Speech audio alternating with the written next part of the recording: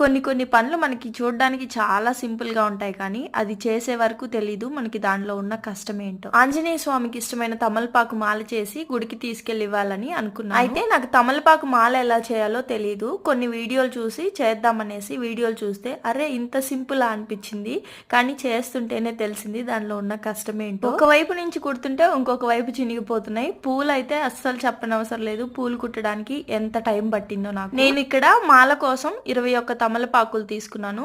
10 ఆకులతోటి first ఒక మాల కుట్టేసి ఇంకొక 10 ఆకులతోటి separate గా మాల కుట్టి రెండింటిని కలిపి 21వ ఆకు పెట్టి జాయిన్ చేసేసాను.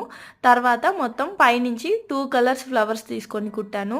చామంతి పూలు అయితే ఓకే, కానీ గులాబీలు కుట్టేటప్పుడు మాత్రం చాలా కష్టం అనిపించింది. అవి రెక్కలు ఊడిపోతూ ఉన్నాయి. ఫైనల్ గా 40 మినిట్స్ కష్టం తర్వాత మాల అయితే రెడీ అయిపోయింది. ఇది చేశాకే తెలిసింది ఏ పనిని కూడా అంత తక్కువ అంచనా అస్సలు వేయకూడదు అని.